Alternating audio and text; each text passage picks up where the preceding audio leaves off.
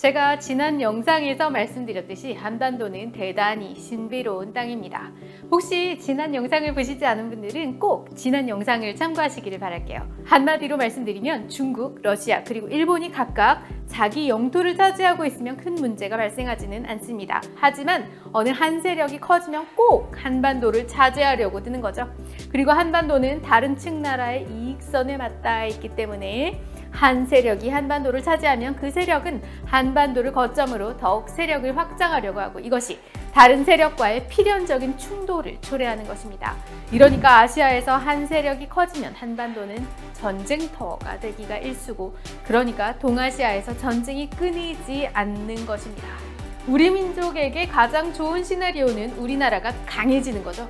그래서 아무도 우리나라를 넘보지 못하게 만드는 것입니다. 하지만 하필이면 우리나라를 둘러싼 나라들이 세계 2, 3, 4위의 강대국들인 거죠. 그러니까 이것 또한 불가능한 것입니다. 그렇다면 한반도는 영원히 강대국의 각축장이 될 운명인 것이라고 해도 과언은 아닙니다. 그런데 이변이 생깁니다. 1951년 10월 1일 극적으로 온갖 싸움판이 되어야 하는 한반도의 저주가 풀리게 된 것입니다. 그리고 그 이후 대한민국은 70년 번영의 길을 걸어가게 됩니다. 이 놀라운 이야기는 다음 영상에서 말씀드릴 텐데요. 여러분 기다려주세요. 오늘 이야기가 정말 중요해요. 오늘은 한반도의 운명을 결정했던 6번의 전쟁을 통해서 한반도에 피할 수 없었던 숙명에 대해서 살펴보도록 하겠습니다. 한국 사람 만들기의 저자인 함재봉 원장님은 이것을 1차부터 6차까지의 동북아 전쟁이라는 용어를 사용하셨습니다.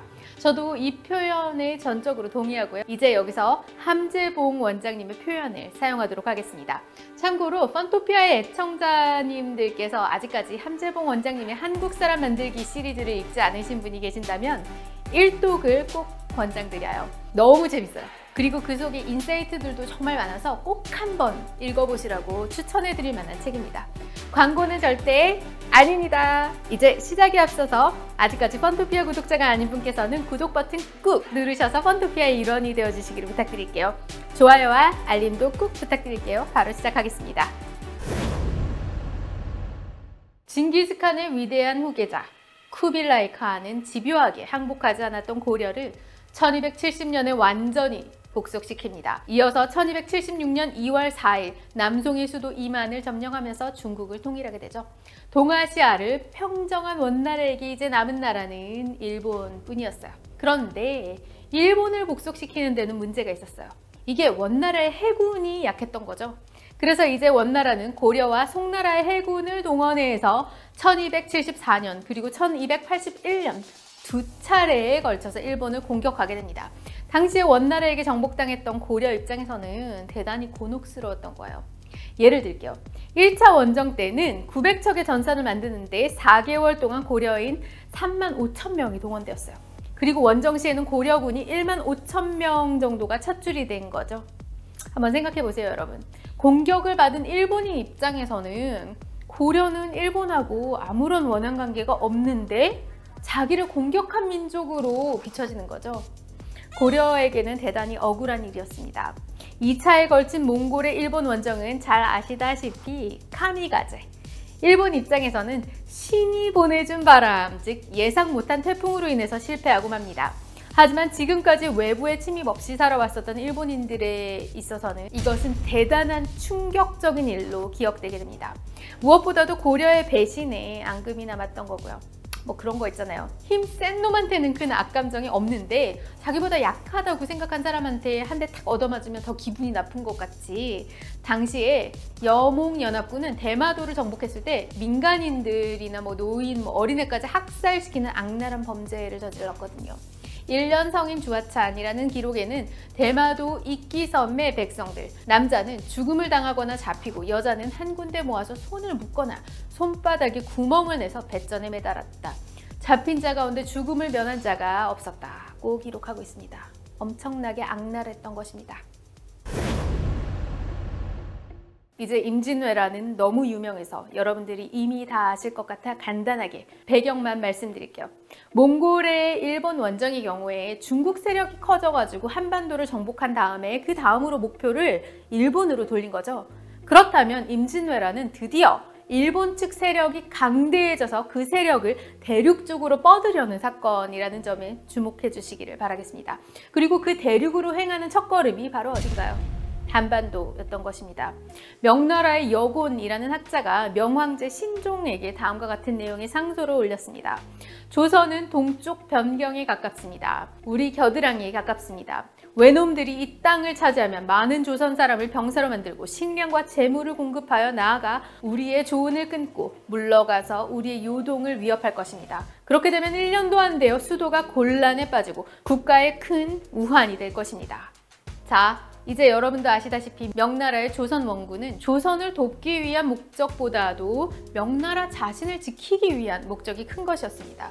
조선이 명나라의 이익선이었기 때문이죠.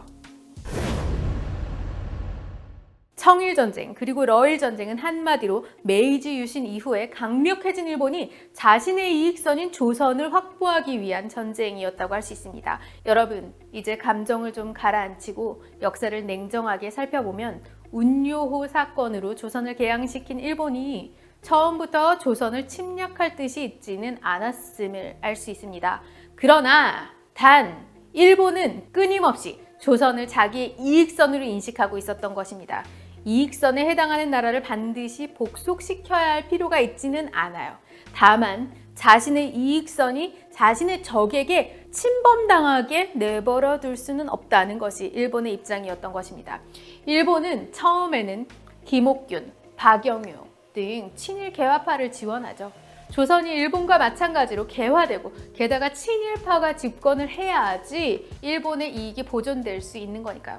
여기서 일본의 이익이란 일본의 주권 확보를 가리킵니다. 즉, 일본은 조선을 일본의 적대적인 세력이 차지하게 된다면 일본의 독립이 위태로워진다고 생각했던 것입니다. 여기 동아시아 지도를 보시길 바랄게요. 대륙에서 한반도가 툭 튀어나와서 일본 쪽을 향하죠. 일본인들은 역사적으로 한반도를 일본을 노리는 칼의 지형으로 보았습니다. 일본인들은 몽골 세력이 한반도를 점령했을 때 여몽연합군을 만들어서 일본을 침략하려고 했다는 사실을 상기했던 거죠. 훗날 일본 육군의 교황이라고 불리는 야마가타 아리모토는 일본의 운명을 한반도와 결부시키는 의견서를 제출합니다. 그는 일본의 이익선은 조선이다. 한나라가 이익선을 잃어버리면 주권선이 위태로워지고 이익선을 얻으면 주권선이 안정된다.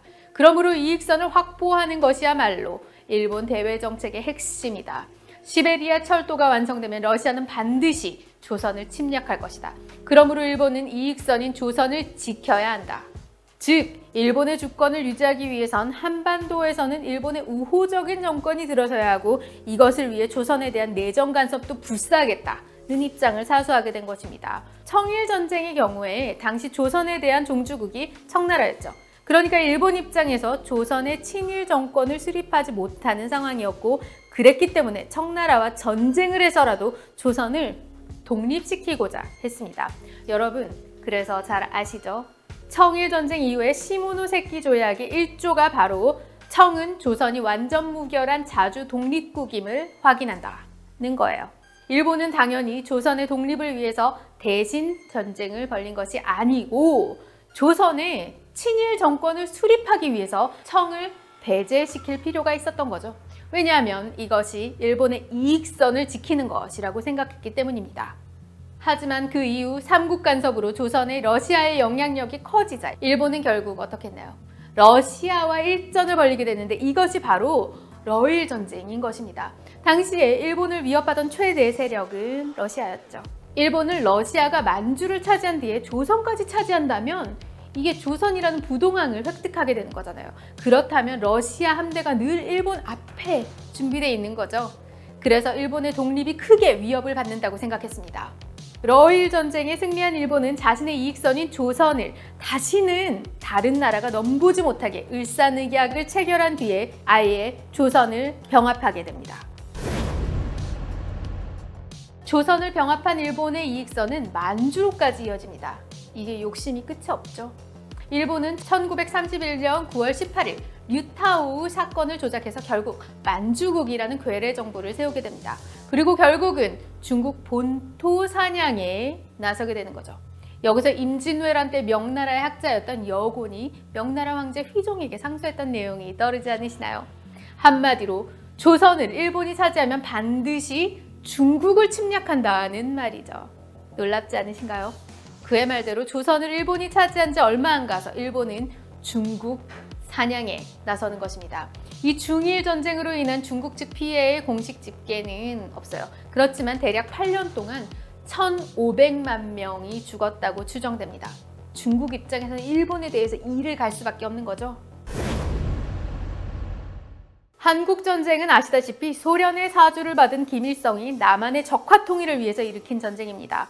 하지만 미국을 포함한 유엔군이 참전했고 중공군이 참전하면서 국제전 양상을 띠게 되는 거죠. 동아시아의 문제아였던 일본은 1945년 패망하면서 미국의 통치를 받던 때였으니까 이번에는 한반도에서의 갈등의 축을 소련, 중공 등의 대륙 세력과 미국 등의 해양 세력의 대립으로 살펴보겠습니다. 당시에 소련, 중공 등에게 한반도의 적화 통일은 구미가 당기기는 하죠. 그렇지만 꼭 해야 할 일은 아니었을 것입니다. 왜냐하면 이미 그들은 북한 땅을 자신의 세력으로 확보했으니까 이미 자기들의 이익선은 유지되었다고 볼 수 있는 거거든요. 이런 면에서 북한의 남침의 1차적인 원인은 김일성 그리고 박헌영의 적화 야욕이었을 것입니다. 민족의 씻을 수 없는 반역자들인 것입니다. 그런데 이들의 예상과는 달리 미국을 포함한 유엔군이 결성되고 인천 상륙작전을 성공시킨 유엔군은 38선 이북으로 전진하게 되는 거죠. 여기서부터 그들의 고민이 깊어집니다. 38선 돌파는 중공에게 있어서 그들의 이익선이 침범당한다고 느껴지는 거죠. 이제 공산 진영인 중공에게 있어서 그나마 완충지역인 북한이 있어서 자유진영과 접하는 일은 없었는데 통일 대한민국이 들어서게 돼서 국경을 맞닿는 사건은 그들의 체제에 직접적인 위협이 되는 거잖아요. 그러니까 마치 명나라가 자신의 안위를 지키기 위해서 조선에 출병한 것과 같이 중공의 안위를 지키기 위해서 한국전쟁에 중공군을 보내게 된 것입니다. 이렇게 6차례에 걸친 동북아 전쟁을 살펴봤는데 어떠셨나요? 이 6전쟁 모두 우리나라가 주도적으로 한 전쟁은 하나도 없었습니다. 모두 다른 강대국의 침략의 온상이 되었다는 것이 한반도의 비극적인 운명이었습니다. 세상에 이 한반도라는 지정학적인 위치로 인해서 우리는 끊임없이 침략을 당해야 하는 운명이었던 거죠. 비참한 한반도, 그리고 그곳에 살고 있는 한민족이었던 것입니다. 하지만 정말 놀랍게도 1951년 10월 1일 한반도는 이 비극적인 운명에서 벗어나 드디어 자유와 번영을 구사하게 됩니다. 이 놀라운 이야기는 제가 다음 영상에서 준비해 보도록 하겠습니다. 여러분 기대해 주세요.